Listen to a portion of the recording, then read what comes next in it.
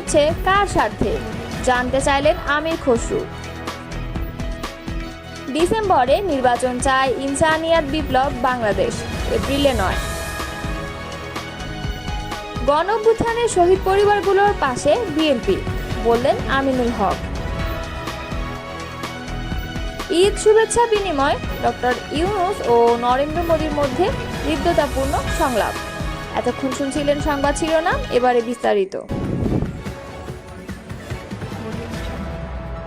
BNP স্থায়ী কমিটির সদস্য আমির খসরু মাহমুদ চৌধুরী বলেছেন, কাদের জন্য নির্বাচন পিছিয়ে দেওয়া হচ্ছে, কাদের জন্য এই সুবিধা সৃষ্টি করা হচ্ছে, এতে লাভবান কারা হচ্ছে, তাহলে আগামী নির্বাচনে কি যারা আছে তারা প্রভাবিত করে তাদের দিকে নিয়ে যাবে বা তাদের মতো করে নির্বাচন করবে? প্রশ্নগুলো উঠে আসছে। রোববার দুপুরে আমির খসরু মাহমুদ চৌধুরী চট্টগ্রাম নগরে তার মেহেদীবাগের বাসভবনে সাংবাদিকদের এই কথাগুলো বলেন। ঈদ উপলক্ষে নেতাকর্মীদের সঙ্গে কুশল বিনিময় করার এক ফাঁকে সাংবাদিকদের সঙ্গেও কথা বলেন তিনি। বিএনপির নেতা বলেন, সিংহভাগ রাজনৈতিক দল ডিসেম্বরে নির্বাচন চেয়েছে। ঐক্যমত্যের বিষয়টিও একেবারে শেষ পর্যায়ে আছে। ইতোমধ্যে বিচার কার্য শুরু হয়েছে। বিচার নিজের গতিতে চলবে, কোনো সরকার বিচার চালাবে না। সুতরাং এসব সিদ্ধান্ত যখন পরিষ্কার, তখন হঠাৎ করে এপ্রিলে নির্বাচন নিয়ে যাওয়া হচ্ছে। কিন্তু নির্বাচন তারও আগে করা সম্ভব। সেপ্টেম্বর, অক্টোবর, নভেম্বর নির্বাচন করা সম্ভব।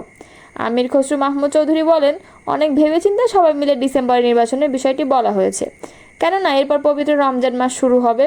রমজান মাসে নির্বাচনী কর্মকাণ্ড করার সুযোগ থাকে না। এরপর আবার পরীক্ষা, আবহাওয়া, কালবৈশাখী মিলিয়ে সম্ভব হবে না। ফলে এ সময়ে নির্বাচনী দিনক্ষণ ঠিক করার পেছনে কী কারণ, সেটা নিয়ে প্রশ্ন উঠেছে। এপ্রিলে নির্বাচন কাদের স্বার্থে, সে প্রশ্ন তুলে আমির খসরু মাহমুদ চৌধুরী বললেন, দেশে যখন একটা নির্বাচিত সরকার থাকে তখন একটা বিশেষ সময়ে নির্বাচন হয়, একটা সময়সীমার মধ্যে নির্বাচনের দিনক্ষণ ঘোষণা করা হয়। এখন নির্বাচিত সরকার নেই, সংসদ নেই, সেক্ষেত্রে আপনার এটা করতে হলে সবার ঐক্যমত্যে ও মতামতের ভিত্তিতে করতে হবে। মতামত সৃষ্টি হয়েছে ডিসেম্বরের পক্ষে, সুতরাং যে মতামত সৃষ্টি হয়েছে সেটির বাইরে গিয়ে এপ্রিলে নির্বাচন কেন, এটি এখন প্রশ্ন। এটি কাদের স্বার্থে, অন্য কোনো চিন্তা আছে কি না? প্রসঙ্গত, গত 6 জুন সন্ধ্যায় জাতির উদ্দেশ্যে ভাষণে অন্তর্বর্তী সরকারের প্রধান উপদেষ্টা ডক্টর ইউনূস জানিয়েছেন, আগামী বছর এপ্রিলের প্রথমার্ধে নির্বাচন হবে। তবে বিএনপি আগে থেকেই এবছর ডিসেম্বরের নির্বাচন আয়োজনের দাবি জানিয়ে আসছে। ইনসানিয়াত বিপ্লব বাংলাদেশের চেয়ারম্যান আল্লামা ইমাম হায়াত বলেছেন, আমরা এপ্রিলে নয় ডিসেম্বরের মধ্যেই সংসদ নির্বাচন চাই। রোববার চট্টগ্রামে ইনসানিয়াত বিপ্লব বাংলাদেশের উদ্যোগে ঈদ পরবর্তী মতবিনিময় ও মানবতার সমাবেশ অনুষ্ঠিত হয়েছে। সংগঠনটির চট্টগ্রাম জেলা কার্যালয়ে এই কর্মসূচি পালন করা হয়।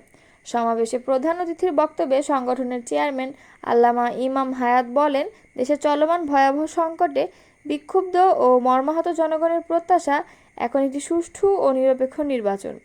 এই নির্বাচনই আজ মজলুম জনতার হৃদয়ের আর্তনাদ। তিনি আরও বলেন, দেশ, ধর্ম, গণতন্ত্র, জীবনের নিরাপত্তা এবং স্বাধীনতা রক্ষায় এখনই ঐক্যবদ্ধ হতে হবে।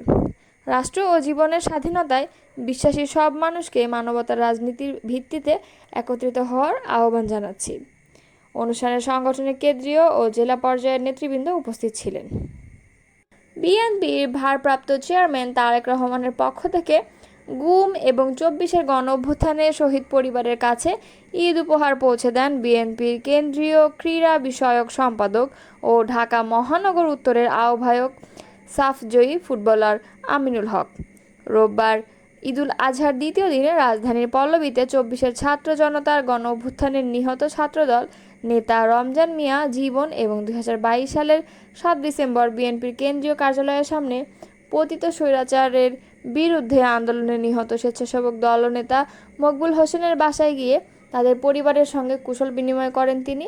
এ সময় তিনি শহীদ পরিবারদের আর্থিক সহায়তাও প্রদান করেন। সবশেষ সম্প্রতি সন্ত্রাসীদের গুলিতে নিহত শ্রমিক দল পল্লবী থানার 5 নম্বর ওয়ার্ডের শ্রমিক দলের সহসভাপতি বিল্লাল গাজীর বাসায় গিয়ে তার পরিবারের সঙ্গে সাক্ষাৎ করেন বিএনপি নেতা আমিনুল হক। এ সময় সন্ত্রাসীদের গুলিতে নিহত হওয়া বিল্লালের মার কান্নায় এক আবেগঘন পরিবেশ সৃষ্টি হয়। বিএনপি নেতা আমিনুল হক নিহত বিল্লালের ছেলের লেখাপড়ার দায়িত্ব গ্রহণ করেন। আমিনুল হক বলেন, পতিত স্বৈরাচার কর্তৃক গুম, খুন এবং 24-এর গণঅভ্যুত্থানে নিহত হওয়া প্রত্যেকটি শহীদ পরিবারের পাশে রয়েছে বিএনপি। বিএনপি জনগণের ভোটে রাষ্ট্র ক্ষমতায় এলে সকল হত্যাকাণ্ডের বিচার করা হবে বলেও জানান তিনি। অন্তর্বর্তী সরকারের প্রধান উপদেষ্টা ডক্টর মোহাম্মদ ইউনূস ও ভারতের প্রধানমন্ত্রী নরেন্দ্র মোদী পবিত্র ঈদ উল আজহার শুভেচ্ছা বিনিময় করেছেন। রোববার প্রধান উপদেষ্টার ভেরিফাইড ফেসবুক পেজ থেকে শুভেচ্ছা বিনিময়ের চিঠিগুলো শেয়ার করা হয়েছে। 4 জুন পাঠানো শুভেচ্ছা বার্তায় নরেন্দ্র মোদী বলেন, এই পবিত্র উৎসব সমৃদ্ধ ও বৈচিত্র্যময় সাংস্কৃতিক ঐতিহ্যের একটি অবিচ্ছেদ্য অংশ এবং লাখো ইসলাম ধর্মাবলম্বী মানুষ এই উৎসব অত্যন্ত আনন্দ ও উৎসাহের সঙ্গে উদযাপন করেন। এটি আমাদের ত্যাগ, করুণা ও ভ্রাতৃত্বের চিরন্তন মূল্যবোধের কথা মনে করিয়ে দেয়, যা একটি শান্তিপূর্ণ ও অন্তর্ভুক্তিমূলক বিশ্ব গঠনে অপরিহার্য। শুভেচ্ছা বার্তায় ডক্টর মোহাম্মদ ইউনূসের সুস্বাস্থ্য ও সুস্থতাও কামনা করেন ভারতের প্রধানমন্ত্রী।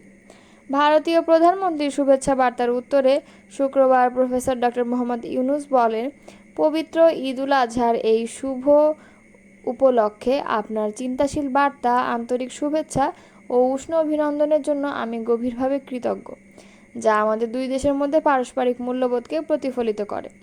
আমি এই পবিত্র ঈদ উপলক্ষে আপনাকে এবং আপনার মাধ্যমে ভারতের জনগণকে আমার আন্তরিক শুভেচ্ছা জানাতে চাই। পবিত্র ঈদ উল আজহা এমন একটি উৎসবের সময় যা মুসলিম সম্প্রদায়কে উৎসব, ত্যাগ, উদারতা ও ঐক্যের চেতনায় একত্রিত করে এবং বিশ্বব্যাপী জনগণের বৃহত্তর কল্যাণের জন্য একসাথে কাজ করতে আমাদের সকলকে অনুপ্রাণিত করে। আমি বিশ্বাস করি যে পারস্পরিক শ্রদ্ধা ও সমঝোতার চেতনা আমাদের জনগণের কল্যাণের জন্য একসাথে কাজ করতে নির্দেশনা দেবে। ডক্টর মোহাম্মদ ইউনূস এও বলেন, এই পবিত্র ঈদে আমি আপনার সুস্বাস্থ্য ও সুখ এবং ভারতের জনগণকে শান্তি, অগ্রগতি ও সমৃদ্ধি কামনা করছি।